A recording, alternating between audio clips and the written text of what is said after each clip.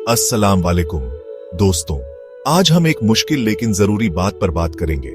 इस्लाम को आतंकवाद से जोड़ने वाली गलतफहमी। ये खतरनाक बात दुनिया भर के मुसलमानों के लिए मुसीबत बनी हुई है, जिससे उनके खिलाफ भेदभाव और नफरत बाच रही है। हम सबने अखबारों में देखा है, मुस्लिम आतंकवादी, इस्लामिक अतिवाद जैसे शब्द पूरे मजहब को हिंसा से जोड़ देते हैं। लेकिन क्या यह सच है? क्या इस्लाम वाकई आतंक का मजहब है? सच्चाई, जैसा कि हम जानेंगे, बहुत अलग है। इस वीडियो का मकसद इन गलत धारणाओं को तोड़ना है, इस्लाम के असली शांतिपूर्ण रूप को दिखाना है और इन बेबुनियाद इल्जामों की वजह से मुसलमानों पर होने वाले जुल्म को सामने लाना है। चलिए इस समझ की यात्रा पर निकलते हैं, सच्चाई को झूठ से अलग करते हैं और उन बातों को चुनौती देते हैं जो हमें बांटती हैं। आगे बढ़ने से पहले आइए उस शब्द को समझें जिस पर हम बात कर रहे हैं, आतंकवाद।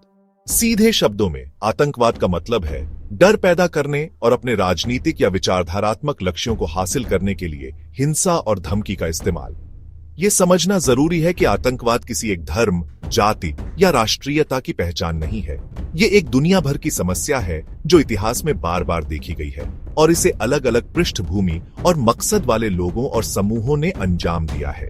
आतंकवाद डर, फूट और दूसरों को नीचा दिखाने पर पनपता है। इसकी असली प्रकृति को समझकर हम उन गलत बातों को खत्म कर सकते हैं जो इसे किसी एक समूह, खासकर मुसलमानों से जोड़ती हैं। इस्लाम बाकी बड़े धर्मों की तरह शांति, दया और न्याय की नींव पर बना है। इसकी मूल शिक्षाएं बेगुनाह लोगों के खिलाफ हिंसा की सख्त निंदा करती हैं।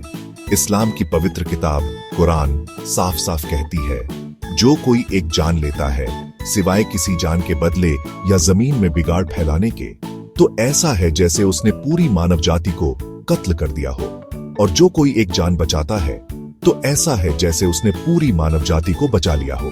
कुरान 5:32। इस्लाम के आखिरी रसूल पैगंबर मोहम्मद सल्लल्लाहु अलैहि वसल्लम ने अपनी पूरी जिंदगी में इन शिक्षाओं का उदाहरण पेश किया। उन्होंने दया, क्षमा और सभी लोगों के साथ सम्मान से पेश आने की बात कही, चाहे उनका धर्म कोई भी हो। युद्ध के समय भी पैगंबर ने लड़ाई के सख्त नियम बनाए, जिसमें महिलाओं, बच्चों, बूढ़ों को मारने और पूजा स्थलों को नष्ट करने से मना किया गया। ये सिद्धांत इस्लाम की मान्यताओं का आधार है, जो दिखाते हैं कि हिंसा और आतंकवाद इस्लाम की असली शिक्षाओं के बिल्कुल खिलाफ हैं। दुर्भाग्य से आतंकवाद अलग अलग पृष्ठभूमि के लोगों और समूहों द्वारा किया गया है, जिनमें ईसाई, यहूदी, बौद्ध और हिंदू धर्म के लोग भी शामिल हैं। यह कहना कि आतंकवाद सिर्फ इस्लाम से जुड़ा है, न सिर्फ गलत है बल्कि खतरनाक भी है। उदाहरण के लिए, आयरिश रिपब्लिकन आर्मी (IRA) ने राष्ट्रवादी विचारधारा के चलते दशकों तक बम विस्फोट और हत्याएं की। कू क्लक्स क्लान (KK), एक श्वेत वर्चस्ववादी समूह, ने संयुक्त राज्य अमेरिका में एक सदी से भी ज्यादा समय तक अश्वेत समुदायों को आतंकित किया है। श्रीलंका में liberation tigers of Tamil Eelam (LTTE) ने आत्मघाती बम विस्फोटों और हत्याओं से एक क्रूर विद्रोह छेड़ा। ये उदाहरण एक जरूरी बात पर रोशनी डालते हैं, आतंकवाद धार्मिक और सांस्कृतिक सीमाओं से परे है। यह एक वैश्विक मुद्दा है जो अतिवाद, असहिष्णुता और सत्ता की भूख से प्रेरित है, चाहे अपराधी का कथित धर्म कुछ भी हो। भाग 5। मुसलमान वैश्विक आतंक के शिकार, न कि अपराधी। जबकि इस्लाम को अक्सर गलत तरीके से आतंकवाद से जोड़ा जाता है, हकीकत यह है कि मुसलमान इसके सबसे बड़े शिकार हैं। बगदाद की युद्धग्रस्त सड़कों से लेकर अफगानिस्तान और यमन के युद्धग्रस्त इलाकों तक मुसलमान वैश्विक आतंकवाद का सबसे ज्यादा खामियाजा भुगतते हैं। फिलिस्तीन में चल रहा मानवीय संकट, म्यांमार में रोहिंग्या मुसलमानों का उत्पीड़न और पश्चिम में इस्लामोफोबिया का बढ़ना मुसलमानों पर होने वाले जुल्म की याद दिलाते हैं। यह एक दुखद विडंबना है कि जिस समुदाय पर अक्सर आतंकवाद का आरोप लगाया जाता है, वह वास्तव में इसके सबसे कमजोर निशाने में से एक है। ये हकीकतें उस सरलीकरण को चुनौती देती हैं जो मुसलमानों को आतंकवाद का एकमात्र अपराधी बताती हैं। आतंकवादियों के हाथों मुसलमानों द्वारा झेली गई अपार पीड़ा को स्वीकार करने और इन संघर्षों के मूल कारणों को दूर करने का समय आ गया है। भाग 6। मीडिया की विकृति, इस्लामोफोबिया और गलत फहमियों को बढ़ावा देना। मीडिया जनता की धारणाओं को आकार देने में एक शक्तिशाली भूमिका निभाता है और दुर्भाग्य से यह अक्सर इस्लाम और मुसलमानों के बारे में हानिकारक रूढ़ियों को बनाए रखता है। जब कोई आतंकवादी हमला होता है और अपराधी की पहचान मुस्लिम के रूप में होती है, तो मीडिया अक्सर उनकी धार्मिक पहचान को उजागर करने के लिए दौड़ पड़ता है, जिससे इस्लाम और हिंसा के बीच सीधा संबंध बन जाता है। यह चयनात्मक रिपोर्टिंग गैर मुसलमानों द्वारा किए गए आतंकवाद के अनगिनत कृत्यों को नजरअंदाज करती है और इस खतरनाक विचार को पुष्ट करती है कि इस्लाम स्वाभाविक रूप से हिंसक है।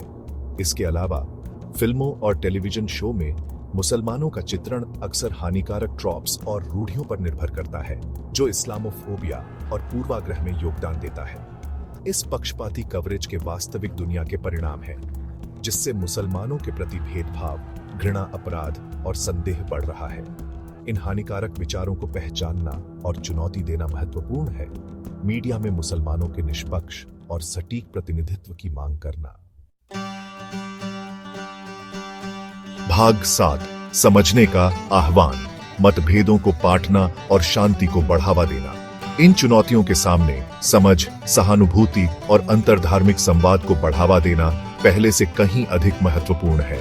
हमें यह मानना होगा कि कुछ चरमपंथियों के कार्य पूरे धर्म की मान्यताओं का प्रतिनिधित्व नहीं करते हैं। जिस तरह हम केकेके के कार्यों से सभी ईसाइयों का न्याय नहीं करेंगे, उसी तरह हम उन आतंकवादी समूहों के कार्यों से सभी मुसलमानों का न्याय नहीं कर सकते जो झूठा दावा करते हैं कि वे इस्लाम के नाम पर काम करते हैं। सच्ची शांति और समझ केवल खुले संवाद, शिक्षा और अपने स्वयं के पूर्वाग्रहों को चुनौती देने की इच्छा के माध्यम से ही प्राप्त की जा सकती है।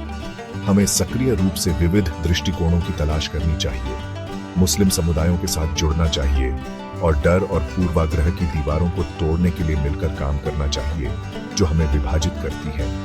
आइए हम अपने मुस्लिम भाइयों और बहनों के साथ एकजुटता से खड़े हों, उनकी आवाजों को बढ़ाएं, उनकी कहानियों को साझा करें और एक ऐसी दुनिया बनाने के लिए मिलकर काम करें जहां हर कोई सुरक्षित, सम्मानित और मूल्यवान महसूस करे।